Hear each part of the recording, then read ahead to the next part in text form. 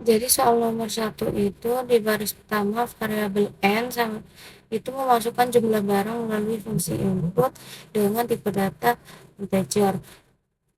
Baris kedua itu variabel total sama dengan 0,0. Baris kedua hingga ke i ditambah 1, harga setiap barang bertipe desimal atau float. Terus memasukkan harga barang karena i dimulai dari 0, jadi i ditambah 1 supaya dimulai dari 1. For i in range n, harga sama dengan float input, masukkan harga barang ke i ditambah 1, total ditambah harga. Dilanjut dengan cetak total belanja, print total belanja, total. Setelah di run, yang pertama itu masukkan jumlah barang yang dibeli, lalu dilanjut memasukkan harga di tiap barangnya, dan akan menampilkan total belanja dari semuanya.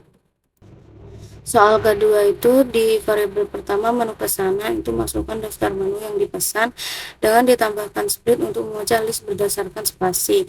Variabel kedua itu hitung menu sama dengan dictionary kosong. Dilanjut dengan memulai loop for m in menu pesanan. If m in hitung menu m ditambah sama dengan 1. Else hitung menu m sama dengan 1. Simpan menu yang sering dipesan dengan variabel menu populer sama dengan non. Menghitung pesanan terbanyak dengan variabel jumlah terbanyak sama dengan 0. For menu, jumlah in hitung menu items. If jumlah lebih besar jumlah terbanyak sama dengan jumlah menu populer sama dengan menu. Dilanjut dengan mencetak menu paling populer, print menu populer. Setelah di run, yang pertama itu masukkan daftar menu yang dipesan. Misalnya pada di video itu sate, soto, rawon.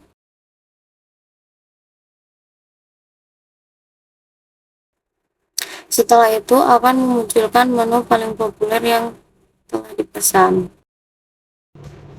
Nomor 3, yang pertama membuat inputan, masukkan jumlah kata dengan tipe data integer.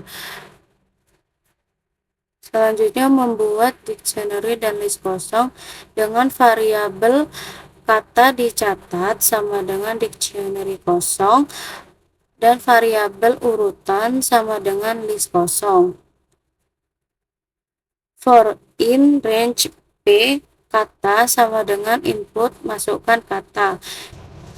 If kata in variabel kata dicatat itu nanti ditambah sama dengan 1. Else kata dicatat sama dengan 1. Urutan event kata. Dilanjut dengan mencetak panjang list jumlah kata unik. Print len urutan dan print kata dicatat k for k in urutan. Setelah di run akan menampilkan seperti berikut. Yang pertama itu masukkan jumlah kata, misalkan 4. Masukkan kata, itu akan dilakukan sebanyak 4 kali.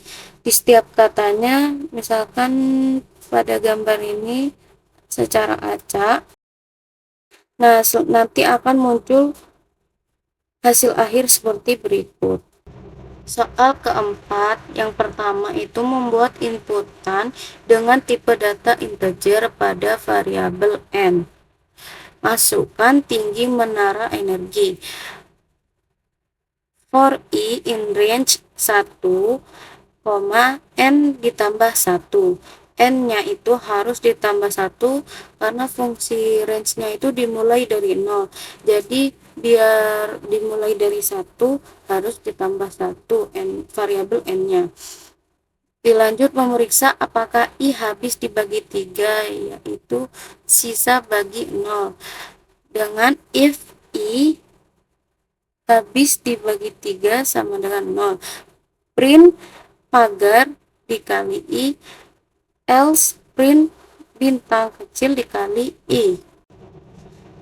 Nomor 4, setelah di run akan menampilkan seperti berikut. Yang pertama itu masukkan tinggi menara energi. Misalkan itu 15.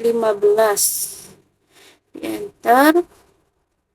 Nah, nanti itu akan muncul seperti gambar. Nah, yang nomor 5 ini agak panjang. Pertama itu bikin list huruf besar, uppercase letters, huruf besar A, dari A sampai huruf besar Z. Ya, seperti itu. Yang kedua itu bikin list huruf kecil, lowercase letters, huruf kecil A sampai huruf kecil Z. Dilanjut, yang ketiga itu numbers, dari angka 0 sampai 9. Yang keempat itu symbols, dari simbol-simbol yang berbeda. Dilanjut dengan simpan kategori. Kolom pertama itu total sandi kuat, kolom kedua total sandi sedang, kolom ketiga total sandi lemah, dan kolom keempat itu total sandi sangat lemah.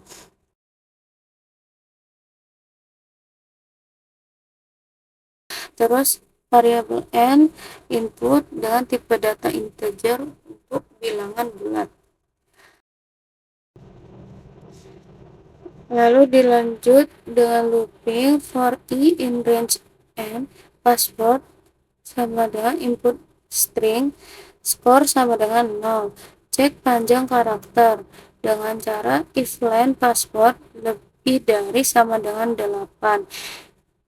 Dengan skor nanti ditambah 2. Dilanjut dengan cek apakah huruf besar dengan cara for huruf in password, if huruf in uppercase letters, skor ditambah 1. Break.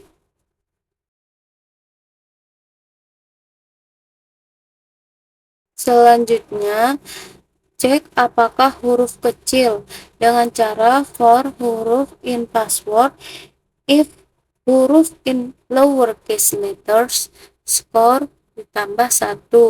Break. Cek apakah angka dengan cara for huruf in password, if huruf in numbers, skor plus 1. Break. Cek apakah simbol for huruf in password, if huruf in symbols, skor ditambah 2. Break.